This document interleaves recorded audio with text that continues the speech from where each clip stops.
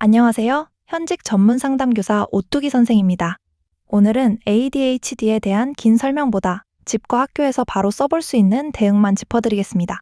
아침 준비, 숙제, 게임, 감정 폭발처럼 부모와 교사가 자주 부딪히는 장면을 중심으로 말씀드릴게요. 이동할 때, 집안일 할 때, 무언가를 준비할 때 라디오처럼 틀어놓고 들어보셔도 좋습니다. 먼저 오늘 나오는 방법들을 사용할 때 3가지 기준을 잡고 시작하겠습니다. 첫째, 규칙은 짧고 분명해야 합니다. 설명은 5초 안에 끝내세요. 아이를 제대로 가르치려면 엄격하고 자세히 설명해야 할 것 같지만 말이 길어지면 아이는 듣지 않고 말이 끝나기만 기다립니다. 길게 설명하지 말고 지금 해야 할 행동만 짧게 말하세요. 그리고 바로 확인하세요. 아이가 이해했는지 확인하는 것까지가 안내입니다. 둘째, 한 번에 많이 시키지 말고 시작 행동을 작게 만들어주세요. 방 치워, 숙제해 이런 말은 아이에게 너무 크게 느껴집니다. 대신 쓰레기 5개만 줍자, 문제집 펴자 이렇게 바로 할 수 있는 행동으로 바꿔주세요. 셋째, 아이도 나도 배워가는 과정이라는 것을 기억하고 독려해주세요. 성공까지 가는 길에는 반드시 실패가 존재합니다. 아이가 잘 못하는 것 같고 나도 잘 못하는 것 같은 마음이 들더라도 개의치 말고 해야 할 일을 하다 보면 어느새 해내는 우리의 모습을 보게 될 겁니다. 지치지 않으시길 바랍니다. 이 3가지를 기억하고 편안한 마음으로 들어주세요. 먼저 부모님들이 집에서 바로 써볼 수 있는 방법부터 말씀드리겠습니다. 아침마다 전쟁이라면 아침에 결정할 일을 줄여주세요. 전날 밤에 옷, 양말, 가방, 물통, 숙제를 한 곳에 모아 내일 세트로 만들어두세요. 아침에는 빨리 해. 대신 지금 해야 할 행동 하나만 말해주세요. 양치 시작, 양말 신기, 가방 매기. 짧고 구체적으로 말해야 합니다. 출발 직전에 자꾸 빠뜨리는 게 있다면 현관문 앞 체크표가 도움이 됩니다. 가방, 물통, 숙제, 실내화, 겉옷을 아이 손가락으로 하나씩 집게 하세요. 신발을 신고도 다시 물건을 가지러 방에 들어간다면 신발 신기 전에 마지막 확인을 끝내게 하세요. 신발을 벗고 다시 들어가는 흐름 자체를 줄이는 게 좋습니다. 숙제 앞에서 자꾸 멈춘다면 아이는 하기 싫어서 버티는 것처럼 보입니다. 하지만 많은 경우 어디서부터 시작해야 할지 몰라서 멈춰 있습니다. 이럴 때 필요한 건 작은 시작입니다. 책상에 앉기, 문제집 펴기, 1번에 동그라미 치기, 여기까지만 먼저 시켜보세요. 문제집을 보자마자 짜증을 낸다면 전체 분량을 한 번에 보이게 하지 마세요. 지금 풀 문제 하나 혹은 3개 정도의 문제만 보이게 포스트잇이나 종이로 가려주세요. 딴짓이 많다면 집중할 시간을 짧게 나눠주세요. 시간 감각이 약한 아이에게는 숫자 타이머보다 남은 시간이 눈으로 줄어드는 시각 타이머가 더 잘 맞습니다. 공부 시작 전부터 몸이 들떠 있다면 바로 앉히지 마세요. 제자리 걷기, 벽 밀기, 책 나르기처럼 몸을 먼저 조금 쓰고 시작하게 하세요. 중요한 건 숙제 양보다 시작 구조입니다. 저녁이 되면 숙제나 씻기 앞에서 유독 예민해지는 아이들이 있습니다. 이건 약효가 떨어지는 시간대이거나 하루 종일 버티느라 뇌가 지친 상태일 수 있습니다. 이럴 때는 바로 숙제를 밀어붙이지 마세요. 간식, 물, 짧은 휴식, 가벼운 움직임을 먼저 주세요. 공부하다가 화를 낸다면 잠시 쉬고 나서 대화해주세요. 지금은 쉬는 시간, 물 마시고 3분 뒤 다시 보자. 이렇게 말하고 실제로 멈춰주세요. 저녁 시간은 아이를 더 몰아붙일수록 잘 되는 시간이 아닙니다. 잘 쉬게 해줘야 다시 시작할 수 있는 시간입니다. 정리정돈이 어렵다면 바닥에 있는 쓰레기 5개만 봉투에 넣자.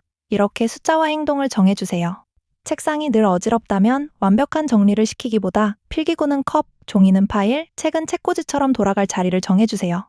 가방 안이 항상 뒤섞여 있다면 매일 정리시키려고 하지 말고 요일을 정하세요. 예를 들어 매주 금요일 집에 오면 가방을 다 비우고 필요한 것만 다시 넣게 하세요. 게임이나 스마트폰을 못 끊는다면 게임 시작 전에 끝나는 조건을 먼저 정해야 합니다. 8시까지보다 이번 판 2번만 하고 끝처럼 게임 구조에 맞게 정하는 게 좋습니다. 끝낼 때마다 싸움이 난다면 10분 전, 5분 전, 마지막 판 시작 전 미리 알려주시고 끝나면 원래 자리에 놓는 행동까지 정해두세요. 스마트폰을 그만두는 과정에서 자주 폭발한다면 다음 행동을 주세요. 폰은 충전대에 두고 레고 10분 할래? 간식 먹을래? 끊는 것보다 옮겨가는 게 중요합니다. 아이가 감정적으로 폭발했을 때 그 순간 훈육하려 하면 더 커집니다.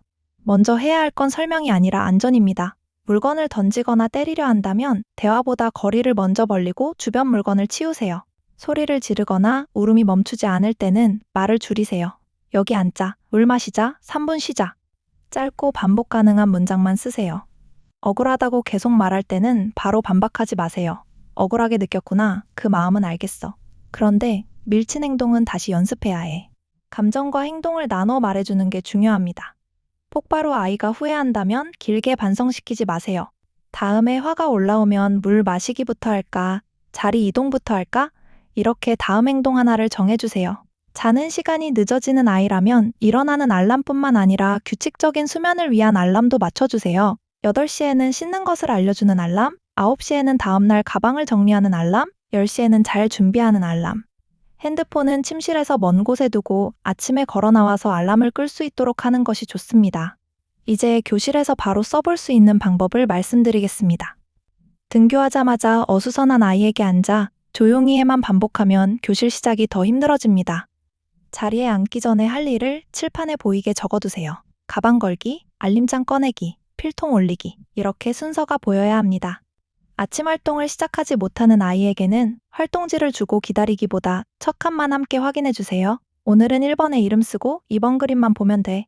수업 중 계속 돌아다닌다면 움직일 수 있는 방법을 정해두세요. 자료 나눠주기, 칠판 지우기, 짧은 스트레칭, 허용된 움직임이 있어야 합니다.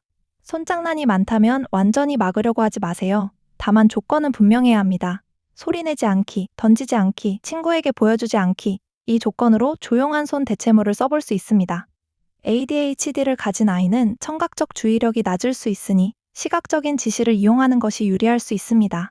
지시를 자주 놓친다면 칠판에도 남겨두세요. 책 펴기, 이름 쓰기, 1번 풀기, 이렇게 순서가 보이게 하는 게 좋습니다. 수업 중 멍하게 앉아있는 경우가 많다면 아이와 미리 약속한 둘만의 신호를 만들어 두세요. 예를 들어 선생님이 책상을 2번 톡톡 치면 다시 책을 보자는 신호야. 이런 방식이 수치심을 줄여줍니다. 옆 친구를 자꾸 건드린다면 자리 간격을 조정하세요. 손이 닿지 않는 거리, 교사 시야에 들어오는 자리, 이런 환경 조정이 먼저입니다. 과제 시작이 느리다면 전체 설명 후 첫 문제를 같이 시작해주세요. 선생님이 1번을 같이 해볼게. 너희는 2번부터 해보자. 글쓰기 과제를 어려워한다면 빈 종이를 바로 주지 마세요. 문장 틀을 주고 한 문장부터 시작하게 하세요. 필기를 따라가기 어려워한다면 핵심 단어만 쓰게 하거나 빈칸 채우기 자료를 활용하세요. 시험 실수가 많다면 검토표가 도움이 됩니다. 이름 썼나? 안 푼 문제 있나? 계산 다시 봤나? 이 3가지만 확인하게 해도 실수를 줄이는 데 도움이 됩니다. 어려운 문제 앞에서 바로 포기한다면 첫 행동만 안내하세요. 문제에서 물어보는 것에 밑줄부터 그어볼까? 이렇게 시작시켜주세요. 친구 말을 자주 끊는다면 말하고 싶은 내용을 메모지에 쓰게 해보세요. 친구 말이 끝난 뒤 그중 하나만 말하게 하면 충동을 줄이는 데 도움이 됩니다. 메모지가 없다면 손가락을 하나 접어서 얘기할 것이 있다는 걸 기억하게 하세요. 장난이 과해진다면 멈춤 신호를 가르쳐 주세요. 친구가 몸을 피하거나 찡그리거나 그만이라고 말하는 건 멈춰야 하는 신호입니다. 친구와 자주 싸운다면 사건 직후 바로 사과시키지 마세요. 먼저 분리하고 진정한 뒤 복구 행동을 정해주세요. 다음에는 손 대신 말로 하기, 이런 식입니다. 문제 행동이 반복된다면 행동 전을 생각해보세요. 언제, 누구 옆에서, 어떤 과제 때, 어떤 말 다음에 심해지는지 이걸 기록하면 해결점이 보입니다. 수업을 방해한다면 가까이 가서 작게 지금은 1번 문제 보기. 이렇게 해야 할 행동만 알려주세요. 일부러 반항하는 것처럼 보인다면 선택지를 2가지로 줄이되 둘 다 수업으로 돌아오는 선택지를 가지고 지시해주세요. 예를 들면 자리에서 시작하거나 뒤쪽 자리에서 잠시 쉬고 나서 시작할 수 있어? 어떻게 하고 싶니? 이렇게요. 소리를 지르며 감정이 폭발한다면 먼저 안전을 확보하고 자극이 적은 공간에서 진정 시간을 주세요. 공개적으로 지적했을 때 더 심해진다면 비공개 신호를 만드세요. 책상 위 작은 카드, 손짓, 가까이 지나가기, 아이만 알아볼 수 있는 신호가 좋습니다. 특정 아이 때문에 수업 흐름이 자주 끊긴다면 전체 수업 구조를 바꿔보세요. 설명은 짧게, 활동은 단계별로, 지시는 눈에 보이게. 다른 아이들이 왜 저 친구만 도와줘요? 라고 느낀다면 이렇게 설명할 수 있습니다. 시력이 나쁜 친구가 안경을 쓰는 게 불공평한 게 아니듯 집중이 어려운 친구에게 타이머나 체크리스트라는 안경을 주는 거라고요. ADHD 학생만 특별 대우처럼 보인다면 지원 도구를 모두에게 열어두세요. 타이머, 체크리스트, 조용한 자리 선택, 원하는 학생이 사용할 수 있게 하면 낙인이 줄어듭니다.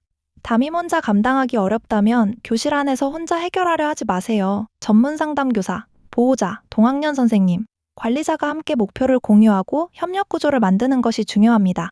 오늘 말씀드린 방법들이 모든 아이에게 똑같이 맞지는 않을 수 있습니다. 실제 학교 현장에서는 아이에 맞는 방법을 찾기 위해 학생, 보호자, 담임을 면담하고 검사나 수업 관찰도 활용합니다. 여기에 나온 방법들이 아니라 스스로 노력하도록 해야 하는 것이 아니냐고 물으실 수도 있습니다. 그것이 가능하다면 물론 좋습니다. 다만 오늘 말씀드린 방법들은 그러한 노력들이 잘 되지 않았을 때 도움이 될 수 있는 방법들입니다. 오늘 영상은 여기까지입니다. 도움이 되는 영상을 만들기 위해 계속 노력하겠습니다. 시청해주셔서 감사합니다. 오뚜기 선생이었습니다.